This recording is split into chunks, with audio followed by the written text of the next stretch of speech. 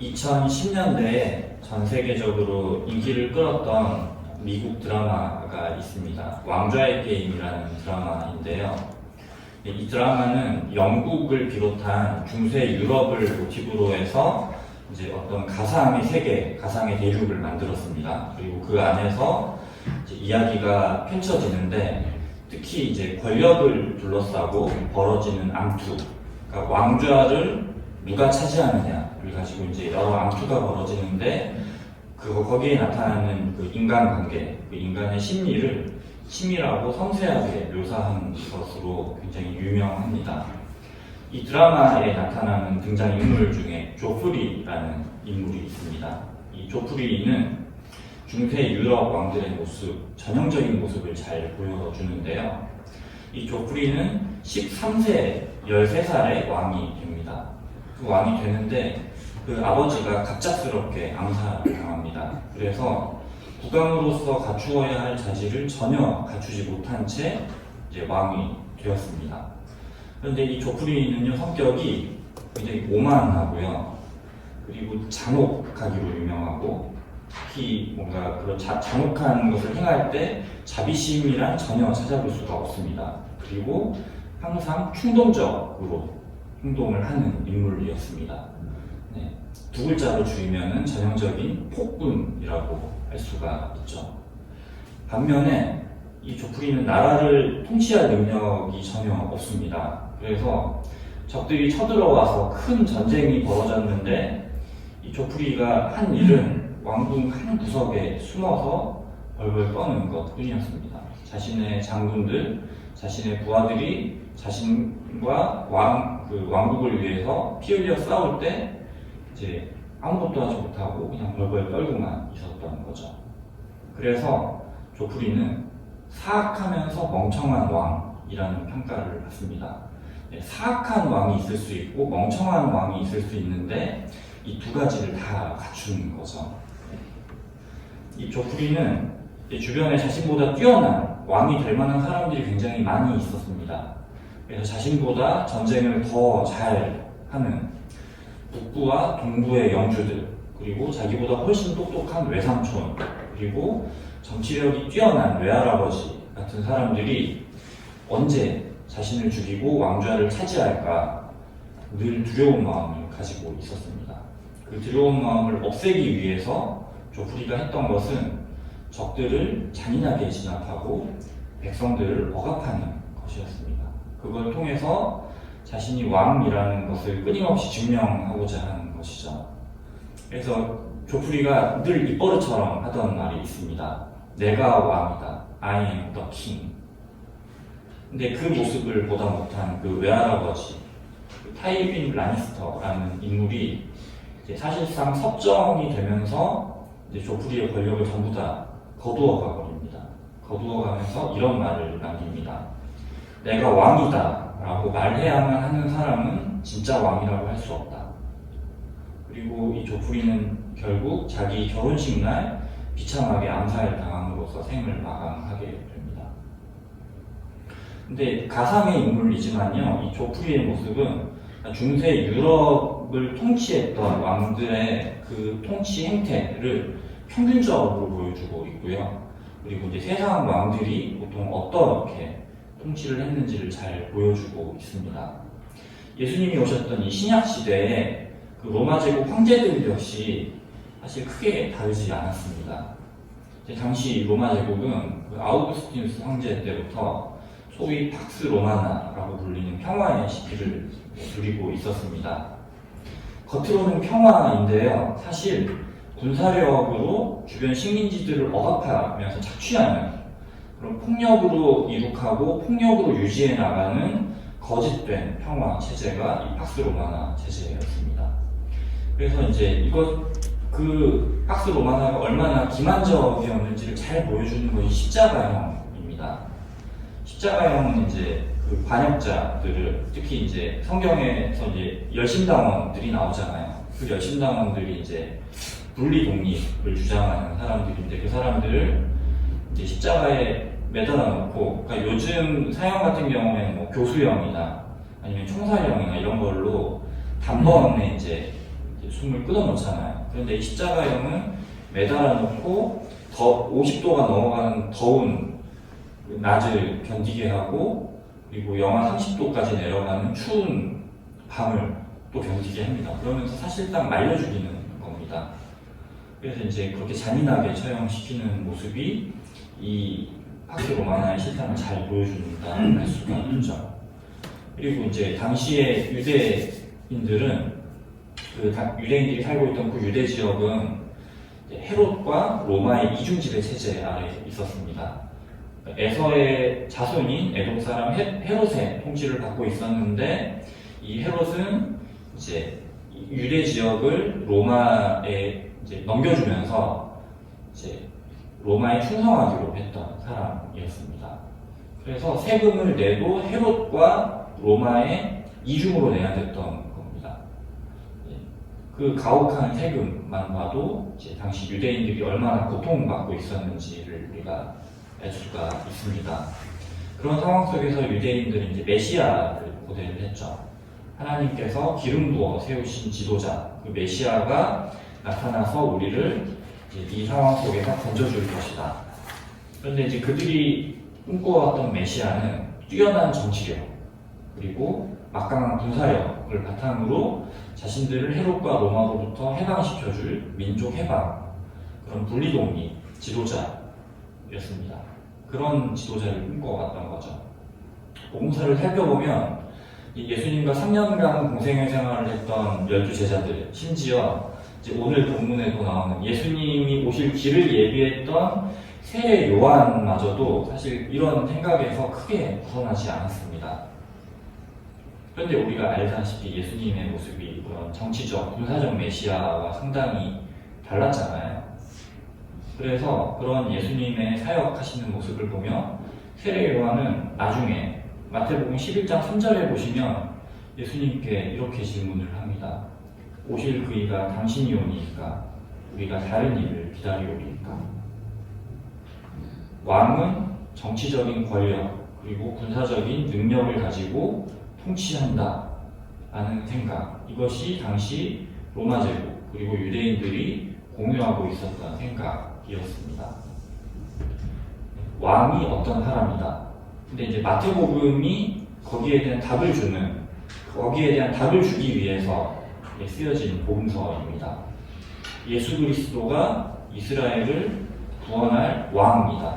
그리고 구약에서 예언해왔던 메시아이다 라는 것을 보여주기 위해 쓴 복음서가 마태복음인데, 오늘 본문은 이제 예수와 세례 요한이 처음 대면하는 장면입니다. 그런데 예수님이 보이고 있는 행동이 어딘가 좀 이상합니다. 일단 세례 요한은 오늘 본문 바로 앞에 있는 11절에서 예수님을 가리켜 이렇게 소개를 합니다. 나는 너희로 회개하게 하기 위하여 물로 세례를 베풀거니와 그는 성령과 불로 너희에게 세례를 베푸실 것이요. 세례를 베푸셔야 되는 그 예수님이 세례를 베푸시는 게 아니라 오히려 세례를 받으러 오셨습니다. 심지어 세례를 받기 위해서 지금 예수님이 옆 동네에서 이렇게 오신 게 아니에요. 하계동에서 공릉동 오는 정도의 거리가 아니라 갈릴리에서 요단강까지 오셨는데요. 갈릴리는 이스라엘 북부지방, 그리고 요단강은 지금의 요르단 지역.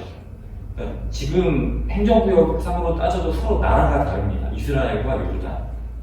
그 먼 길, 몇백 킬로 되는 길을 건너서 이제 세례를 받으러 오시는 거죠. 그래서 세례 요한이 심히 당황합니다. 그래서 이제 예수님을 말리는데 14절 말씀 같이 읽어보도록 하겠습니다. 네, 함께 읽겠습니다. 요한이 말려 이르되 내가 당신에게서 세례를 받아야 할 터인데 당신이 내게로 오시나이까. 이 부분을 헬라어 원문으로 보면요, 이제 헬라어에서는 인칭대명사가 문법상 없어도 됩니다. 그런데 굳이 그것을 쓰고 있습니다. 내가, 당신이, 그리고 당신에게서, 이런 인칭대명사들이 계속 나오고 있는데 3번 나옵니다. 인칭대명사가 3번 강조되고 있다는 의미입니다. 그러니까 세례 요한이 얼마나 당황하고 놀랐는지를 이 인칭대명사를 3번 강조해서 쓴으로 이제 말하고 있는 거죠. 그래서 좀 더 자연스러운 우리말로 바꾸어 보면 아마 이렇게 이야기할 수 있을 겁니다. 바로 당신께 오히려 제가 세례를 받아야 하는데 어째서 당신께서 제게 오십니까? 라고 좀 풀어서 이야기할 수 있겠습니다. 그럼 지금 예수님께서 받고자 하신 이 세례, 이게 어떤 건지 잠깐 생각을 해보면요. 요즘은 이제 특히 장로교에서는 이제 머리에 물을 묻히는 형식으로 간소화되었잖아요. 그런데 원래 예수님 당시의 세례는 몸 전체가 물속에 잠겼다가 다시 나오는 식으로 진행이 되는 예식이었습니다. 지금 침례교가 그런 식으로 하고 있죠.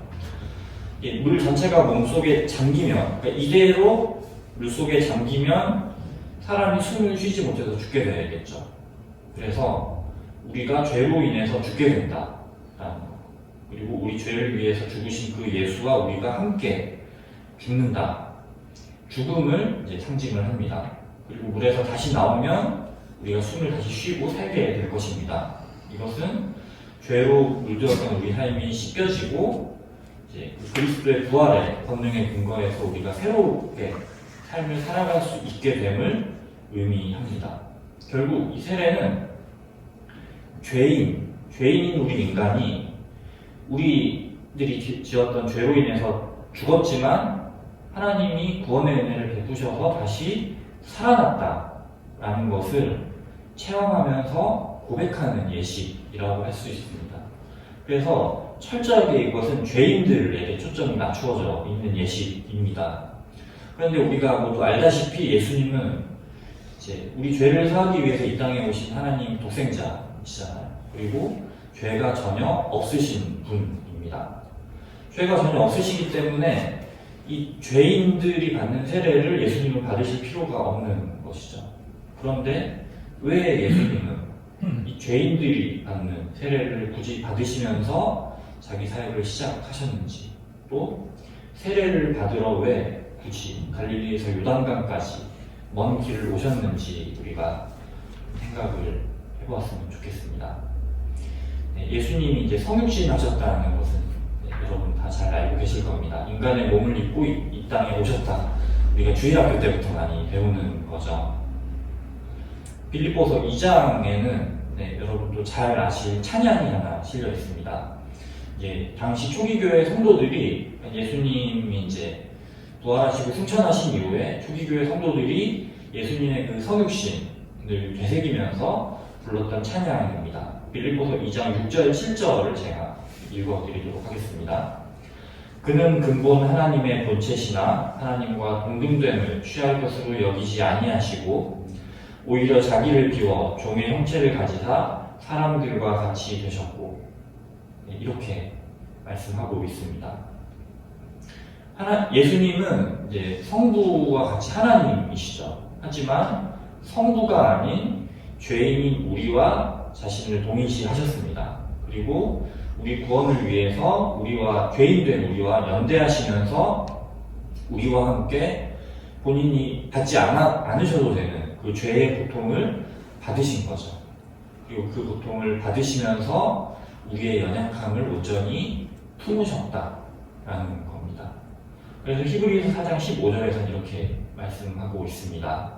우리에게 있는 대제사장은 우리의 연약함을 동정하지 못하실 이가 아니요 모든 일에 우리와 똑같이 시험을 받으신 이로되 죄는 없으시니라 라고 말씀하고 있습니다. 그런데 여기서 한 가지 더 기억해야 할 것은 이 성육신은 그 자체가 십자가 죽음을 전제하고 있다는 것입니다. 그러니까 예수님이 왜 성육신에서 이 땅에 오셨느냐, 그냥 우리의 죄를 같이 말 그대로 체험하시고 이제 그것을 어떤 건지 경험하기 위해서 오신 것이 아니라 결국 그 죄 때문에 십자가에서, 그러니까 당시 지금 기준으로 해도 가장 비참했던 죽음이 그 십자가에서 죽으시기 위해서 이 땅에 오신 것이죠. 그래서 제가 방금 읽어드린 이 빌립보서 2장에서는 8절에서 계속해서 이렇게 이야기하고 있습니다. 사람의 모양으로 나타나서 자기를 낮추시고 죽기까지 복종하셨으니 곧 십자가에 죽으시니라. 오늘 예수님께서 세례 받으시는 이 장면, 이것은 성육신의 의미를 분명하게 보여주고 있습니다. 예수님은 지금 세례를 받으심으로써 인간의 죄를 짊어지고 죽게 되는 것을 미리 경험하고 계신 겁니다. 그리고 세례를 받으심으로써 이제 갈보리에 십자가를 지고 가시는 그 첫 발을 내딛고 계신 것입니다. 예수님은 죄가 없으시기 때문에 사실 죄로 인해 죽으실 이유도 없고, 그리고 피조물의 죄 때문에 죽으실 필요도 없는 분이죠. 그런데 예수님이 그 인간의 죄를 지고 죽으시기로 결심하십니다. 그리고 그로 인해서 자신이 겪어야 할 모든 수치와 고통을 기꺼이 감내하시면서 하나님 뜻에 복종하십니다. 그래서 15절에서 이제 예수님께서 세례 요한에게 내게 세례를 베풀어라면서 하시는 말씀을 제가 조금 원어에 더 가깝게 번역을 해보겠습니다. 지금은 허락하여라. 우리가 이와 같이 하여 모든 의를 이루는 것이 합당하다. 이렇게 이제 말씀을 하시는데, 여기서 의라는 것이 바로 하나님의 뜻대로 행하시는 것을 의미합니다. 그리고 그 하나님의 뜻대로 행하시는 것은 우리 인간의 죄를 지고 죽으시는 것이죠.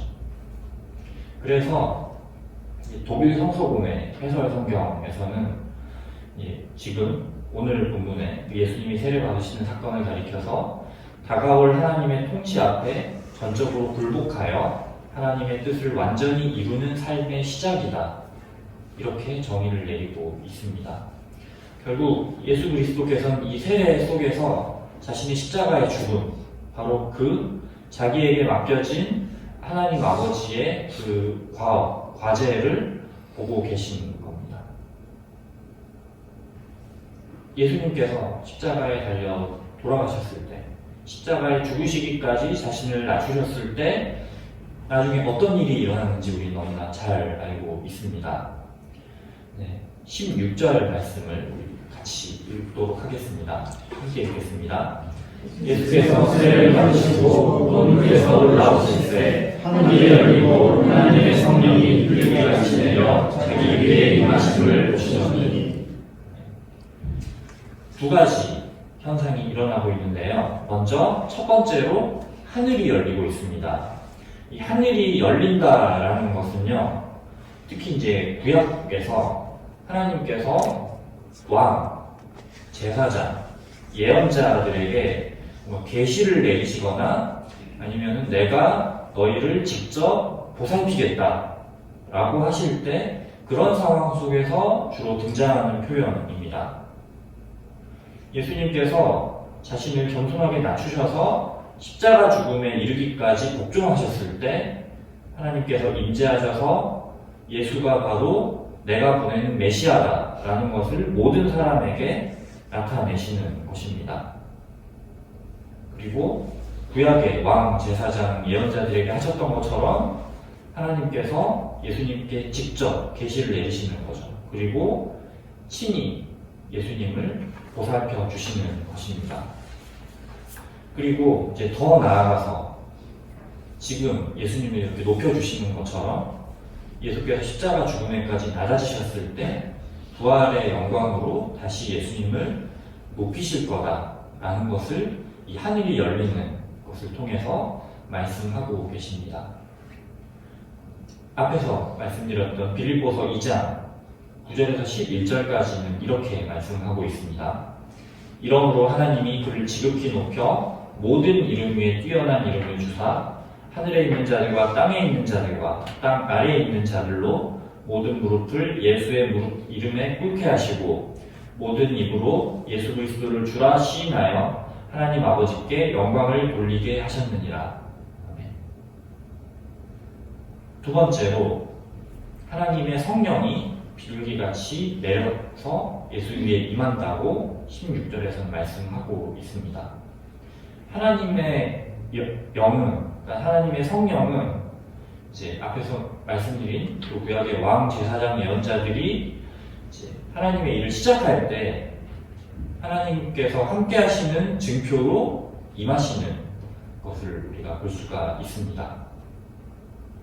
게다가 이사야 11장 2절에서는 다윗의 자손으로 대변되는 그 메시아에게 야훼의 영이 임할 것이다 라고 예언하기도 합니다. 결국 성령이 임하시는 것 역시 예수께서 온 세상을 구원하실 왕, 자신을 희생제물 삼아 우리의 죄를 없애주실 제사장, 그리고 하나님의 뜻을 전할 예언자, 왕, 제사장, 예언자로 사역을 이제 시작하신다라는 것을 보여주시는 것이라고 할 수가 있겠습니다. 하나님이시지만 자신을 온전히 낮추어서 인간의 몸을 입고 이 땅에 오신 메시아, 그리고 인간의 죄를 대신 지시고 모든 수치와 고난을 받으시며 십자가에 달려 죽으신 메시아. 그렇게 낮아지셨을 때 성부께서 다시 높이심으로 부활하셔서 영광 가운데 임하신 메시아. 그 메시아가 바로 우리가 믿고 구주로 고백하는 예수 그리스도이신 것입니다. 예수께서 어떤 분이신지 우리가 되새기면서 이 설교를 끝낼 수도 있지만 그 전에 우리가 한 가지 더 주목해야 될 부분이 있습니다. 우리 17절 말씀 함께 읽도록 하겠습니다. 함께 읽겠습니다. 그로부터 주님의 말씀으로 말씀하시되 이는 내 사랑하는 아들이요 내 기뻐하는 자라 하시니라. 아멘. 이 17절에 나오는 이 말씀, 이는 내 사랑하는 아들이요 내 기뻐하는 자라. 이 말씀은 소위 야훼의 종의 노래라고 불리는 이사야 42장의 말씀이 예수 그리스도께 성취된 것으로 보통 해석이 됩니다. 이사야 42장 1절만 제가 읽어드리면 내가 붙드는 나의 종, 내 마음에 기뻐하는 자, 곧 내가 택한 사람을 보라. 내가 나의 영을 그에게 주었은즉 그가 이방에 정의를 베풀리라. 이렇게 말씀하고 있습니다. 이 야훼의 종의 노래라는 이 노래는요, 이사야서에서 총 4번 등장하고 있습니다. 보통 이 야훼의 종의 노래는 고난받는 종의 모습으로 이 땅에 오신 예수 그리스도에 대해서 예언한 말씀으로 우리가 해석하고 받아들이고 있습니다. 우리가 대표적으로 아시는 말씀이 있습니다. 이사야 53장 5절에 그가 찔림은 우리의 허물 때문이요 그가 상함은 우리의 죄악 때문이라. 그가 징계를 받음으로 우리가 평화를 누리고 그가 채찍에 맞음으로 우리가 나음을 받았도다 라는 말씀이 이제 대표적이라고 할 수가 있겠습니다. 그런데 예수 그리스도께서 이 땅에 오시기 전에 유대인들은 이 노래를 조금 다른 방식으로 해석을 하고 있었습니다. 이 야훼의 종이 누구냐라는 건데요. 야훼 하나님의 뜻대로 살고자 하다가 고난을 받는 하나님의 사람들, 그러니까 하나님의 뜻대로 살고자 하다가 고난을 받고 있는 자기 자신들이 바로 이 본문에 나오는 야훼의 종이라는 겁니다. 그런데 12제자들 그리고 그 12제자들과 함께 신앙생활을 했던 초기교회 성도들 모두 유대인 전통 속에서 자란 사람들이었습니다. 그리고 복음을 위해 고난을 받고 있었죠. 그랬기 때문에 이 본문을 처음에는 자기 자신들의 모습에 그 야훼의 종의 노래에 나오는 야훼의 종이 바로 우리들이다 라고 적용했던 것으로 보입니다. 그러다가 어느 순간 이들이 이제 깨달았다는 것이죠. 아, 여기 나오는 야훼의 종이 인간의 구원이라는 그 야훼의 뜻을 이루기 위해서 기꺼이 십자가 고난을 받으신 예수 그리스도이시구나. 예수 그리스도께서 야훼의 종이시구나 라는 것을 깨닫게 되고 그때부터 이 본문을 예수 그리스도께 적용하기 시작했던 것으로 보입니다. 그런데 이 본문은 예수 그리스도께 우리가 믿음으로 이제 해석하며 같이 이제 고백하지만 그 이전에 유대인들, 또 초기교회 성도들이 해석해 왔던 것처럼 예수 그리스도뿐만 아니라 야훼의 뜻대로 살고자 하다가 고난을 받는 하나님의 사람들에게도 여전히 적용 가능하다라고 우리가 볼 수가 있겠습니다. 예수 그리스도께서 그렇게 하셨던 것처럼 하나님의 뜻이 이 땅 가운데 이루어지는 것을 꿈꾸며 좁은 길로 걸어가고 있는 우리도 역시 야훼의 종이라고 할 수가 있는 것입니다. 그리고 예수 그리스도께서 걸어가셨던 그 길을 우리가 온전히 따라갈 때 하나님께서 오늘 본문에서 예수님께 하셨던 이 말씀, 이는 내 사랑하는 아들이요 이는 내 사랑하는 딸이요 기뻐하는 자라 라고 하셨던 이 말씀을 우리는 우리 자신들에게도 또 우리 공동체 안에도 적용할 수 있는 것입니다. 그리고 십자가 죽음까지 낮아지신 예수를 하나님께서 부활의 영광으로까지 높이셨던 것처럼 계속되는 고난과 고통으로 낮아지고 부서진 우리 역시 주님께서 온전히 높이시고 회복시키실 것이다 라고 우리는 믿음으로 고백할 수 있습니다. 하나님께서 우리가 그렇게 믿음의 길을 온전히 걸어갈 수 있도록 예수님께 성령을 내려주셨던 것처럼 우리에게도 동일하게 성령을 내려주실 것입니다. 그리고 그분께서 우리에게 성령을 부어주시고 또 그분 하나님께서 우리를 부활의 영광에까지 온전히 우리를 회복시키실 것이기 때문에 우리는 이 믿음의 길을 마지막까지 온전히 걸어갈 수 있습니다. 우리가 그것을 함께 소망하며